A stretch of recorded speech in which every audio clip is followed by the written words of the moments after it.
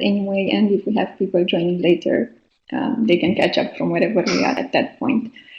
As we have a couple of people that have not attended Southeastern European Hub meetings before, let me start with a very quick introductions to these hubs. We started this initiative actually exactly 1 year ago as a joint initiative between CDIG, which is the Southeastern European Dialogue on Internet Governance, DiploFoundation, and the Geneva Internet Platform. And since then, every month until June, we produced a monthly summary of developments in Southeastern Europe and the neighboring area. And at the end of the month, we also met actually to discuss these developments and see what else has been happening around the region. We took a break over the summer, so we are now resuming the hub meetings and also the summaries, but more on the summaries a bit later.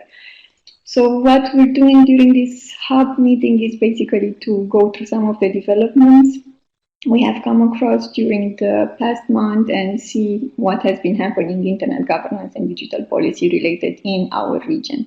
And again, by our region, I mean Southeastern Europe and the neighboring area, without going into definitions of countries. And just a note of thank you to some of the people who are here in the room and have contributed to putting these developments together. Andrea, Adriana, Denis, and Oksana, many thanks for your work. We have grouped these developments by category, and the first one is infrastructure and technologies, and we have a couple of updates from some countries from around the region in terms of strengthening telecommunication infrastructure and related issues. So in Turkey, the government has revealed plans to expand its fiber optic network, saying basically that the longest the network is, more internet users will be able to use the internet. And here a related development, which I haven't managed to include in the presentation, and it's not really infrastructure related, is that authorities in Turkey are planning to issue a guide for the use of Turkish on social media, basically in a sort of an attempt to promote multilingualism and the use of local language on the internet. It will be pretty interesting to see how that guide will actually look like, but it has been announced sometimes this month during a meeting in Turkey. Moving ahead with infrastructure-related developments in the region, in Ukraine, the authorities have agreed to launch an auction for expanding 4G coverage in the country. So basically, the auction will concern the use of frequencies, dedicated frequencies for 4G. First one will be launched in November, December this year, and the second one in early 2018. And this initiative also is supposed to help connect more areas across the country and also enhance the bandwidth where internet is already available. In Georgia, there has been a new project launched this month, bringing internet coverage in 20 villages that have not been covered before by internet, and it is a joint project between local authorities, the government there, and the Internet Society. And in the field of new technologies and blockchain in Ukraine, the authorities have started using a newly launched blockchain platform, this time only for conducting public auctions for seized goods. According to the authorities, using blockchain is actually helping fighting corruption because everyone can basically trace the data, and there are less possibilities for corruption. And the government also plans to use the same blockchain platform for more governmental projects. And by the end of the year, they plan to do so with state property registries and land registries, which are to be moved to the blockchain platform as well. Moving ahead to cybersecurity and cybercrime, we have across the region a new capacity building program in the area of cybercrime, launched not by the Council of Europe, this is a mistake I made in the slides, but by the Organization for Security and Cooperation in Europe, and it is aimed to enhance the capabilities of criminal justice institutions in the country across the region to fight cybercrime and cyber-enabled crime. And the program will have two components. First of all, preparing those institutions to fight cybercrime, and the second of all, preparing them to prepare others, so basically training of trainers. In Serbia, at the end of August, actually, there was a sort of an agreement reached between the Russian and the Russian Federation and the Serbian government on assistance in fighting cybercrime. What does it mean? Police in the Russian Federation will assist their Serbian counterparts with sharing of experience in how to tackle cybercrime. And also a related development from Serbia for the second year, the Serbian Armed Force and the National Guard of Ohio in the United States have held the second Cyber Tesla exercise, which is dedicated to improving the competencies of both sides in cybersecurity and cyber defense. Apparently, the exercise was more successful than the first edition last year. And in addition to public institutions, it also involved private organizations from the country which have some sort of responsibilities, cybersecurity and information security related.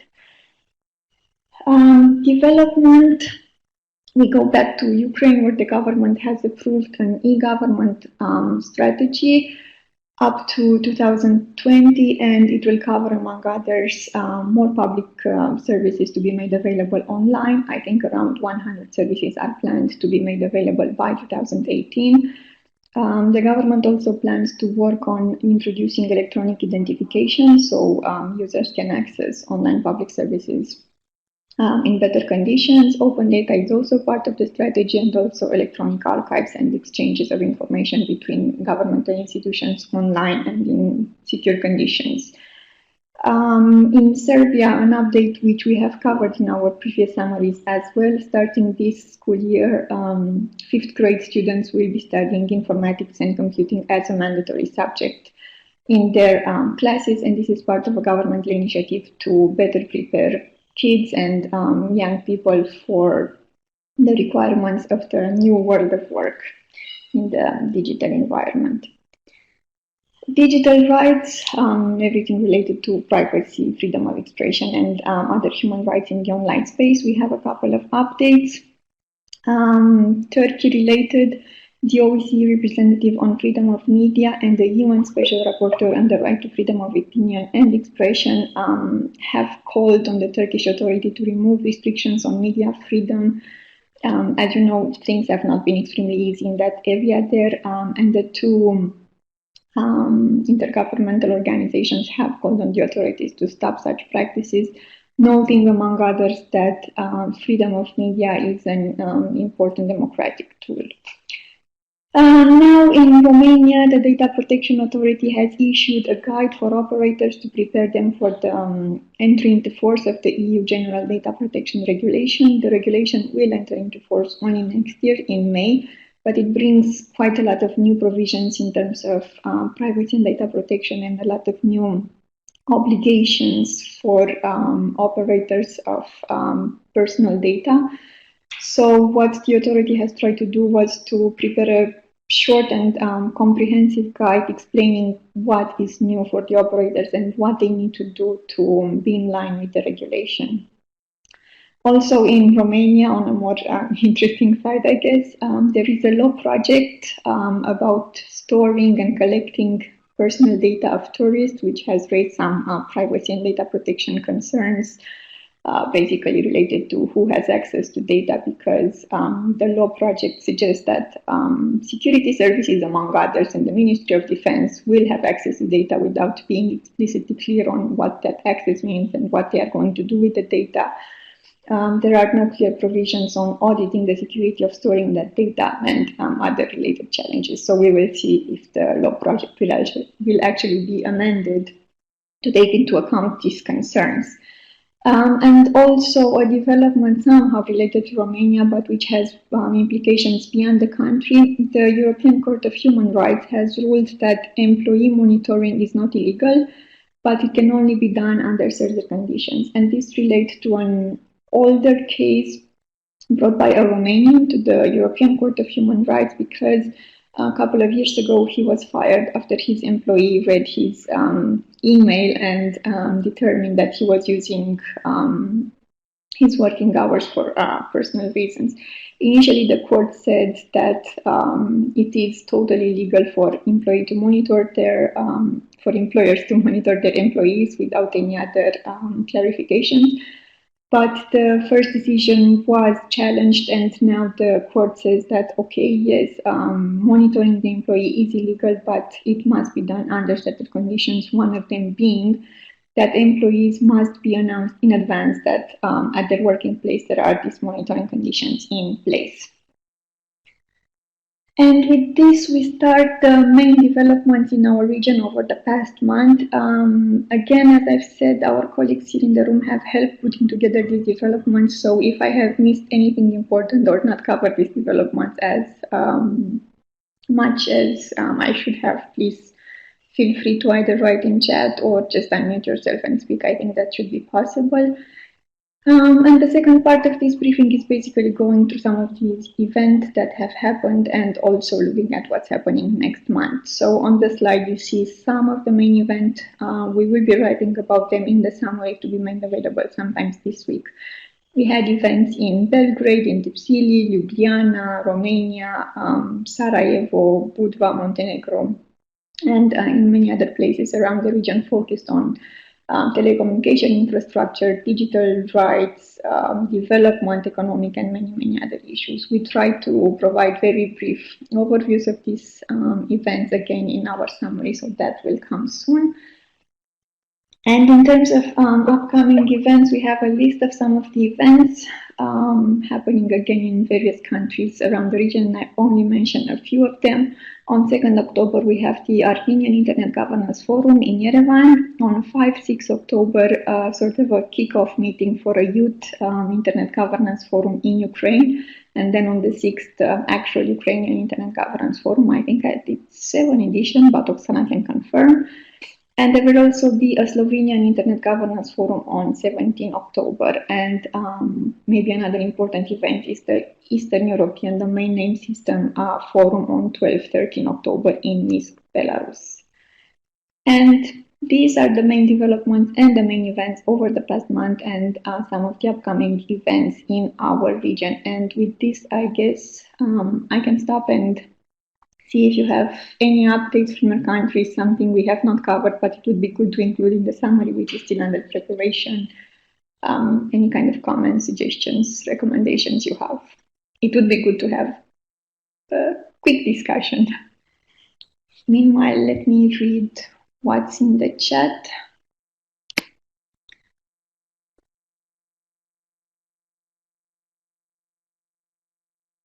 Okay, some comments about the sound. I hope you heard me well. In Armenia, informatics learning starts from the 6th grade. Thank you, Liana, for the update. Oksana has clarified that it's actually the 8th Internet Governance Forum in Ukraine. Thank you, Oksana. And Arvin is saying that you can simply turn on your mic and speak. So anyone? Andrea, maybe you can tell us a bit more about the funny thing in Romania with collecting tourist data. Sorry for putting the light on you, but I would like to hear someone saying something. No? Okay, I see you're typing. Meanwhile, I don't know, Oksana, maybe you'd like to tell us what you will discuss at Ukrainian IGF or Liana, since your IGF is even sooner.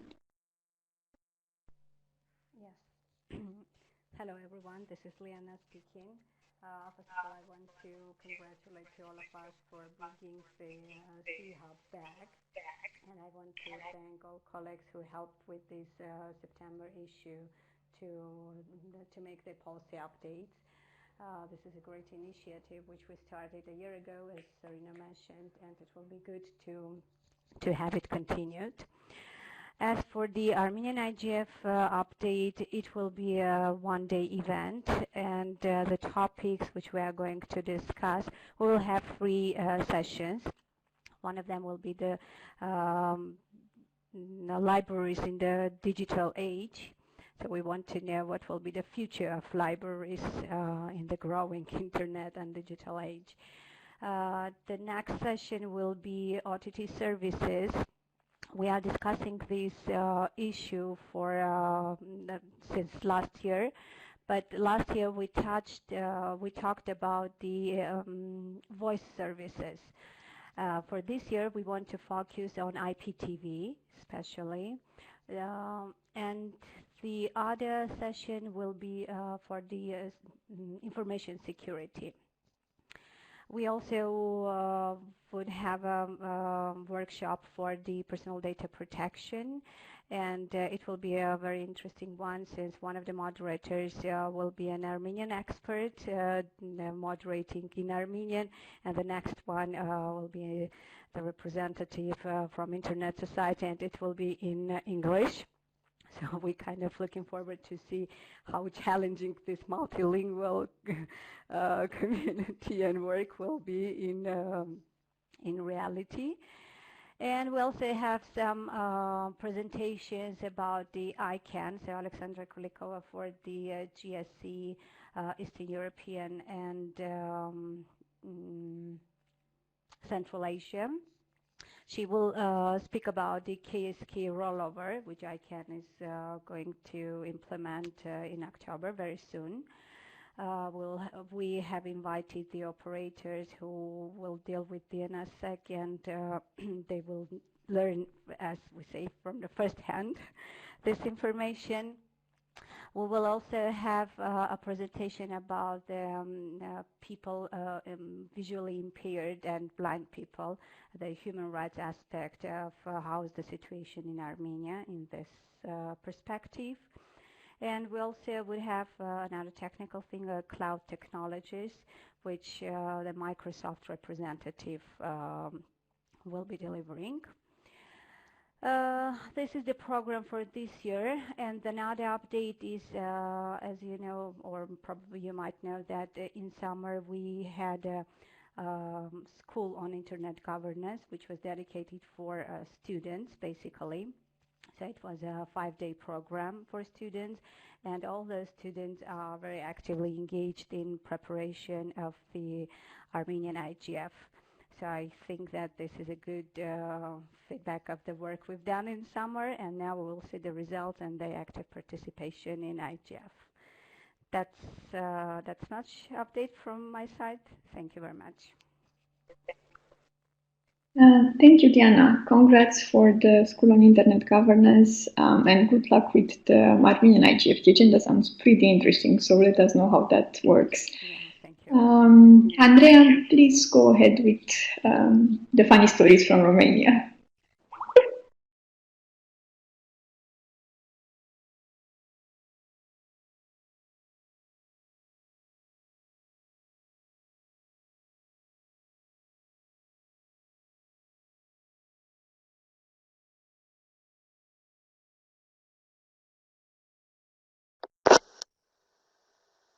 Can you hear me?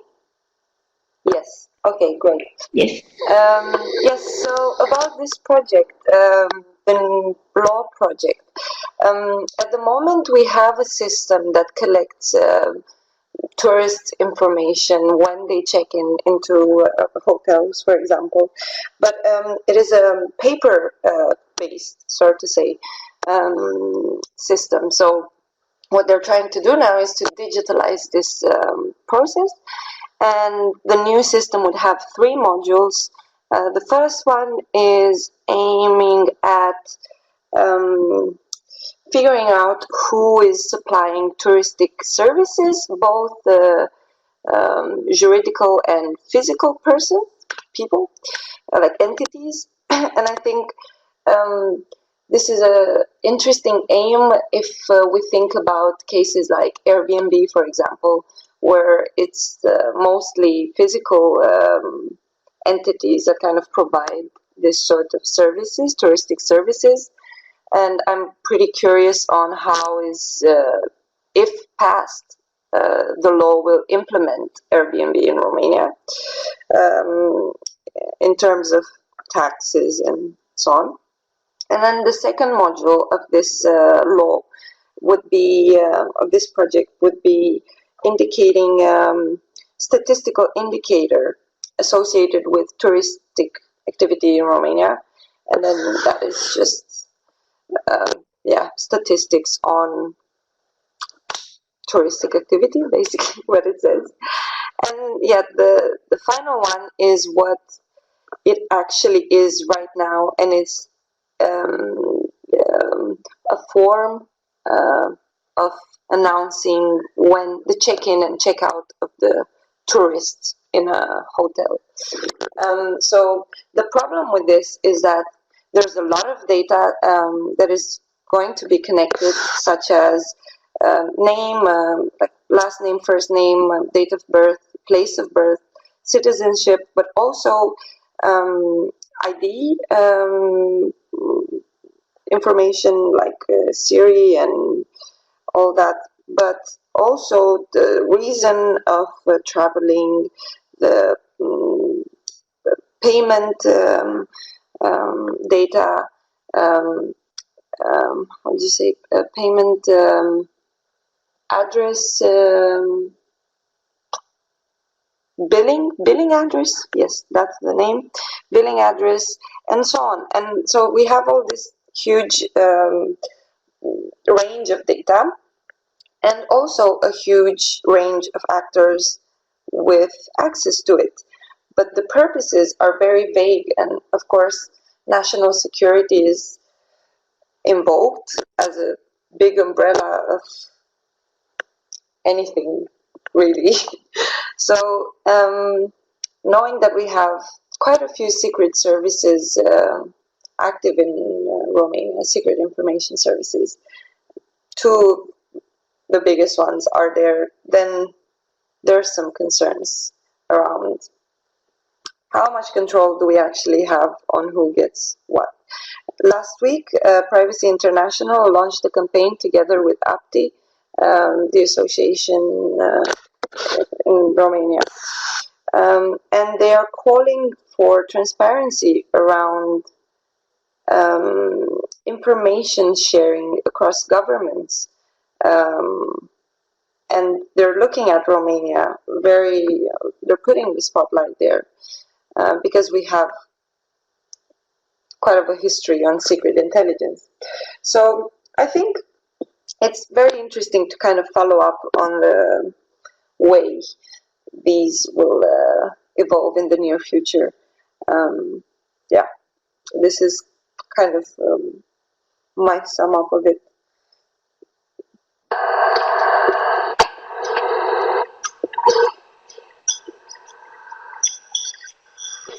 Thank you, Andrea. That was a very comprehensive overview of what's happening there. And yes, I think it would be good to try to follow what's happening in the next months as the law goes through the parliament or wherever it might go. Hopefully, it won't be just a simple governmental ordinance. But yeah, let's see.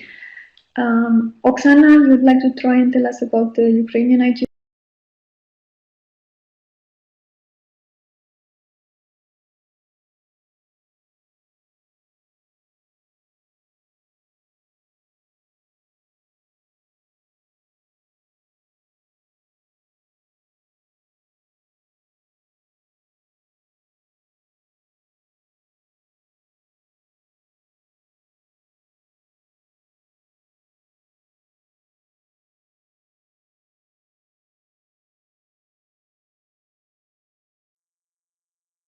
Maybe you'd like to try again?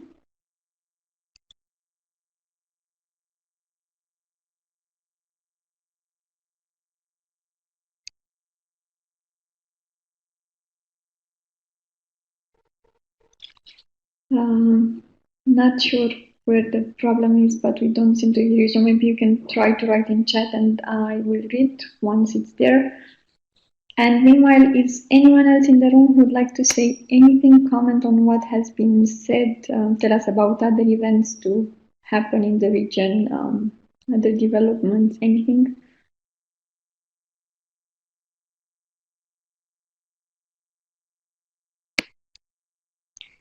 Okay, if not, I'll just give you a few updates about CDIG and what's happening on that side, since we don't have much internet governance developments related to talk about, and then Roxana is writing about the Ukrainian IGF.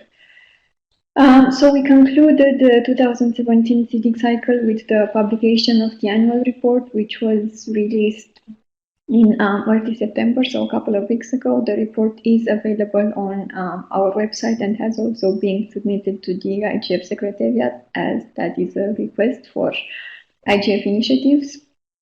So we're hoping to start the planning process and the new cycle for CDIC 2018 soon.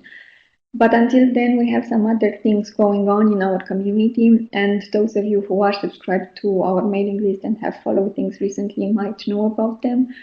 We will launch an election process soon, most likely tomorrow, for the core team behind CDIC. And by core team, that means the executive committee. That's how we call a team of 5 people who help coordinate CDIC activities. Right now, the team only has 3 members, Liana, myself, and a colleague of ours from Macedonia who is not here now.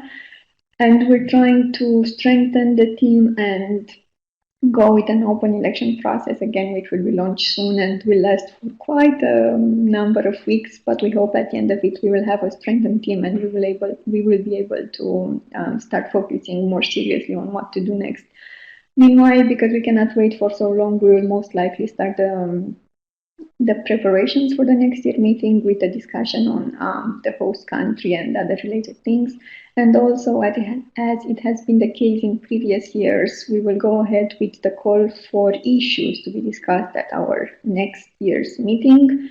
And this will be launched as usual on October 1st in a joint initiative with Eurodig, which is the European Dialogue on Internet Governance. So that is coming soon as well. For those of you who are not yet subscribed to our mailing list, please take a look at our website, which is experiencing some issues now, but we hope they will be fixed in a day or so, and join us. And that's it. Let me see what Oksana is saying.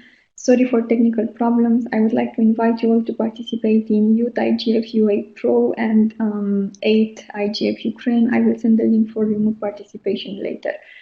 Thank you, Oksana, and best of luck with both initiatives. We hope both will work well.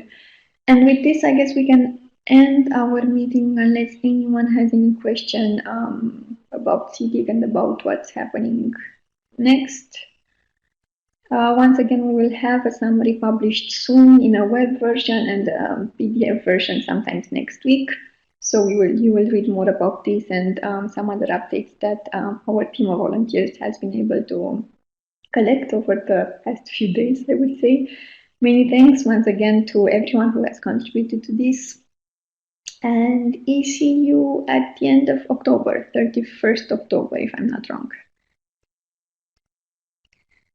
So thanks everyone and have a good day and stay tuned for whatever else CDIC might be doing next.